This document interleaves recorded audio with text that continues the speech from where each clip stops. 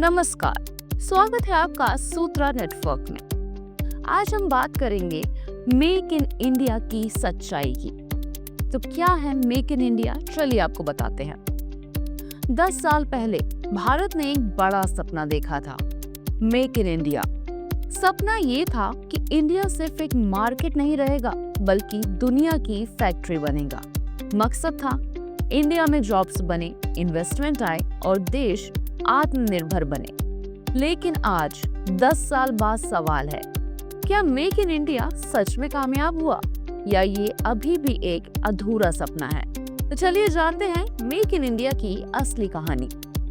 Make in India की शुरुआत साल था 2014। प्रधानमंत्री नरेंद्र मोदी ने दुनिया से कहा, कम मैन्युफैक्चर इन इंडिया। ये सिर्फ एक स्लोगन नहीं था, एक विजन था। प्लान सीधा था लेकिन बड़ा था। दुनिया की कंपनियों को इंडिया में मैन्युफैक्चरिंग के लिए बुलाना, मैन्युफैक्चरिंग का हिस्सा जीडीपी में 15% से बढ़ाकर 25% करना, युवाओं के लिए लाखों नौकरियां बनाना और इंडिया को ग्लोबल सप्लाई चेन का बड़ा हिस्सा बनाना। इसके लिए 50 सेक्टर चुने गए, जैसे ऑटोमोबाइल, इलेक्ट्रॉनिक्स, डिफेंस, टेक्सटाइल और रिन्यूएबल एनर्जी। मतलब साफ था, भारत बनाएगा, भारत बढ़ेगा।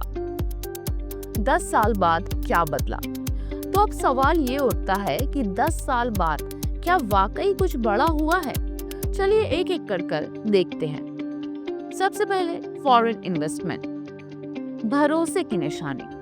जब मेक इन इंडिया शुरू हुआ तब बहुतों को शक था, लेकिन धीरे धीरे दुनिया का भरोसा बढ़ने लगा।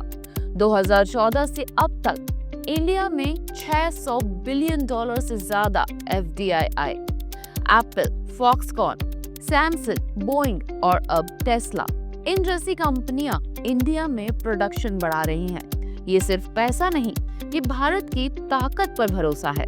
दूसरा है स्मार्टफोन रेवोल्यूशन। 10 साल पहले हमारे फोन चाइना या किसी और देश से आते थे। आज इंडिया दुनिया का सबसे बड़ा मोबाइल मैन्युफैक्चरिंग हब बन गया है। एप्पल अब अपने 14% आईफोन्स इंडिया में बनाता है और ये नंबर हर साल बढ़ रहा है। ये सिर्फ एक इंडस्ट्री नहीं, ये लाखों लोगों की रोजगार की कहानी है। तीसरा, डिफेंस एंड ऑटो सेक्टर, अपनी ताकत। पहले इंडिया अपना ज्यादातर हथियार बाहर से मंगाता था, लेकिन अब हम खुद अपने विमान, टैंक और जहाज बना रहे हैं, मेड इन इंडिया के साथ। ऑटोमोबाइल में भी टाटा और महिंद्रा जैसी कंपनियां इलेक्ट्रिक व्हीकल्स में दुनिया से टक्कर दे रही हैं। यही तो है असली आत्मनिर्भर भारत की शुरुआत।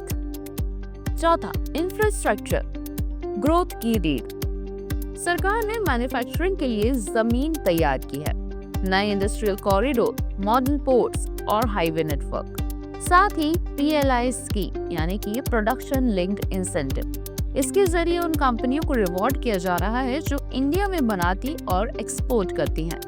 एक नया इंडिया बन रहा है, धीरे धीरे लेकिन मजबूती से। तो बात करते हैं असली चुनौतियों की। हर बड़ी कहानी के अपने संघर्ष होते हैं और मेक इन इंडिया के भी हैं। पहला challenge, paper work and red tape. Business आसान हुआ पर पूरी तरह नहीं। कंपनियों को अब भी फाइलों, अप्रूवल्स और रेगुलेशंस में समय लगता है और जब एक प्रोजेक्ट महीनों तक फंसा रहे तो इन्वेस्टर्स का भरोसा डगमगाने लगता है। दूसरा चैलेंज, स्किल्ड वर्कर्स की कमी।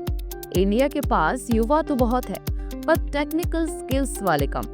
सेमीकंडक्टर, रोबोटिक्स या एडवांस टेक्नोलॉजी जैसे सेक्टर्स में हमें और ट्रेनिंग और एजुकेशन की जरूरत है। तीसरा चैलेंज, इंफ्रास्ट्रक्चर गैप्स। सड़कें, बिजली, लॉजिस्टिक्स सब बेहतर हुए हैं, लेकिन अब भी चाइना या वियतनाम के स्तर तक नहीं पहुंचे। मैन्युफैक्चरिंग का हिस्सा जीडीपी में अब भी 16 से 17% के बीच है, जबकि टारगेट था 25% का।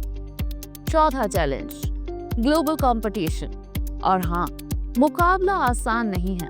वियतनाम, इंडोनेशिया, थाईलैंड जैसे देश तेज अप्रूवल्स और टैक्स बेनिफिट से कंपनियों को अपनी ओर खींच रहे हैं।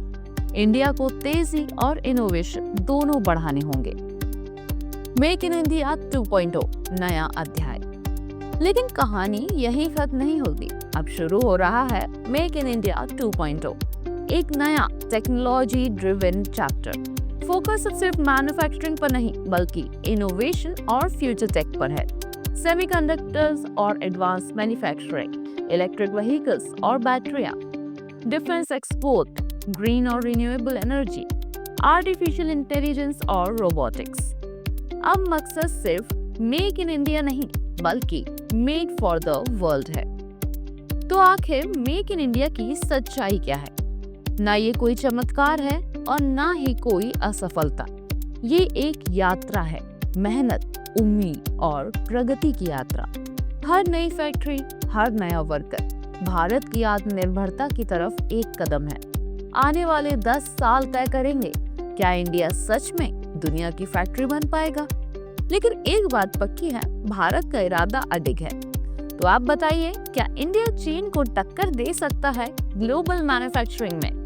कमेंट में अपनी राय जरूर बताइए और अगर आप भी इंडिया की ग्रोथ स्टोरी में भरोसा रखते हैं तो लाइक, शेयर एंड सब्सक्राइब करना मत भूलिए, क्योंकि ये सिर्फ मेक इन इंडिया की कहानी नहीं, ये है भारत के नए युग की कहानी।